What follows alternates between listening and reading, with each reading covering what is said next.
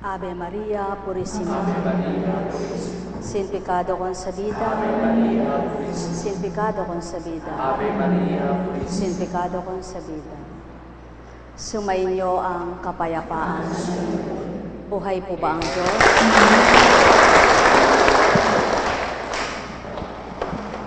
Siguro po napapansin nyo maiksi ang aking sotana. Ano po? Kinuha ko po ito sa drawer, sabi ko, sa aking pong cabinet. Di ko po alam, ganyan ako ng ganyan, ito pinakuha. Tapos, pasubali ko sa'yo, bakit siya ang pinasuot ko? Upang maituran mo sa tao, anumang bagay na pinagmulan mo, anumang naganap sa buhay mo, ang kababaan ay huwag mong kalilimutan.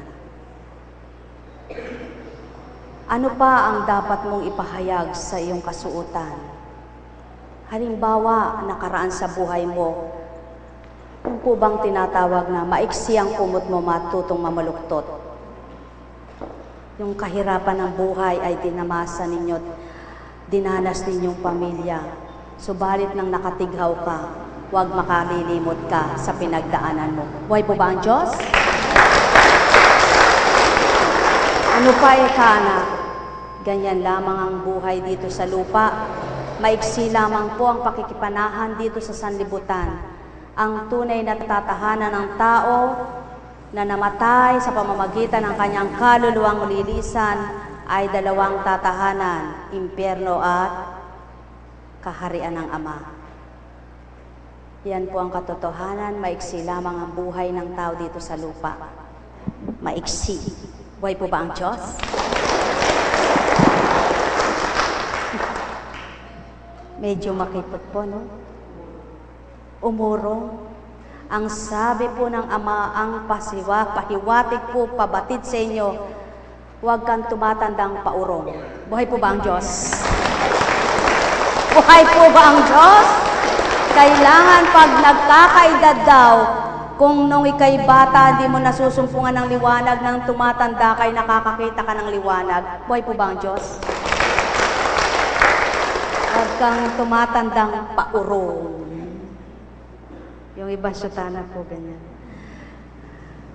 Hinambing po niya ang mga sutana po na yan sa mga kaganapan sa gawain ito. Tingnan niyo po, yan ang mga yan po ang unang kasuotan ko.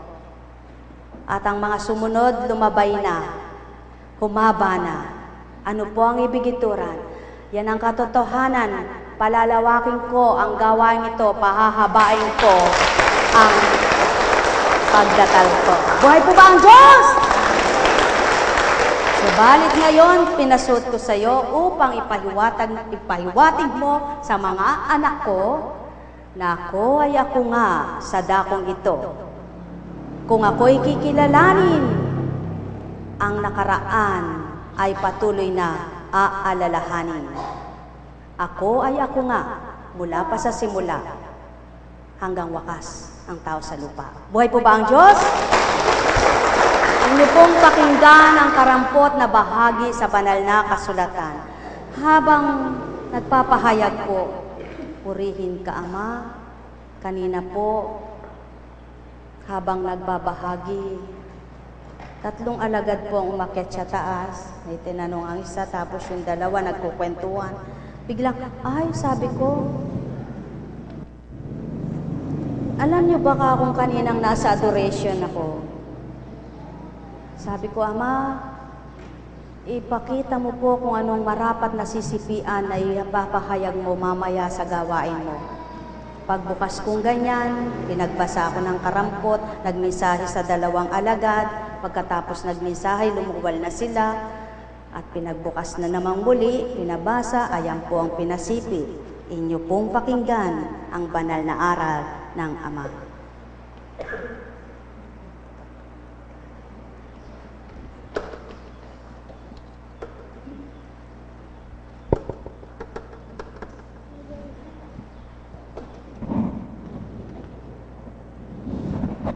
Pagbasa mula sa aklat ng Eklesyastiko, Kabanata 28. Ang galit.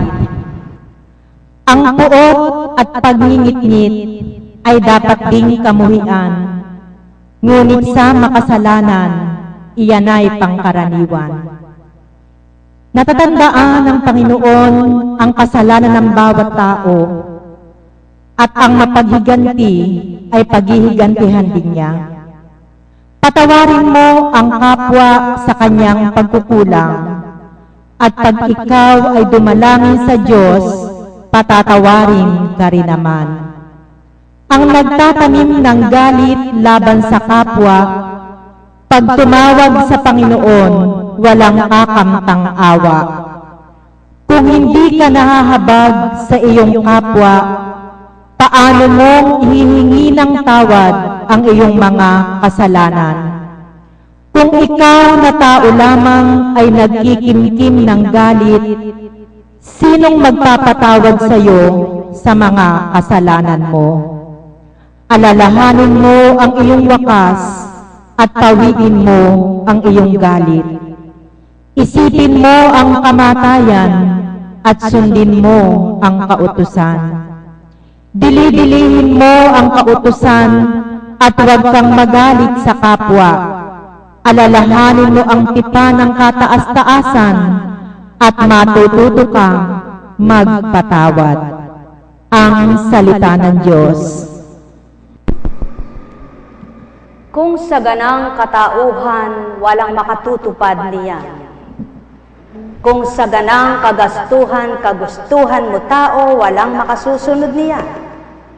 Kung sa ganang tao ka lamang bilang damdaming makalaman, walang tuwirang makatatalima sa kalooban ng Ama. Kaya nga't may bahagi ang Ama upang kumilala sa salita niya at magpahayag ng salita niya at itimo sa puso ng anak niya. Yaon ay ang Espiritu na tao. Tanggapin mo lamang ang di mo kaya'y makakaya mo. Buhay po ba ang Diyos? Buhay po ba ang Diyos?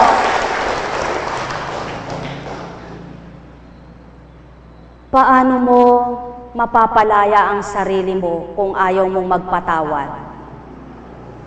Paano ka makakalaya sa sarili mo na kagustuhan kung ayaw mong magpatawad? Tama po ba? Alam niyo po mga minamahal ko, ang galit ay maraming dinudulot sa katawan.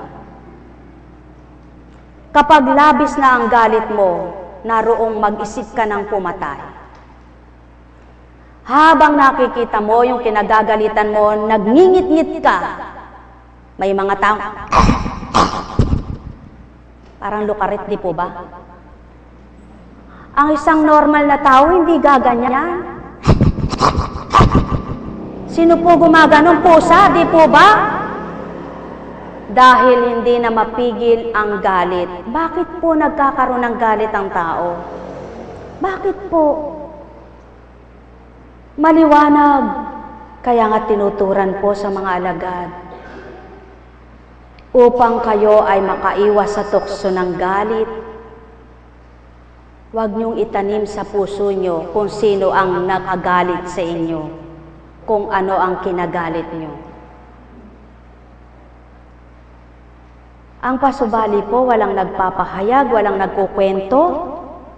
Subalit ang tema ng usapang ito, ang mensahe sa araw na ito, marami pong kaangkupan sa inyong naririto. Buhay po ba ang Diyos? Buhay po ba ang Diyos?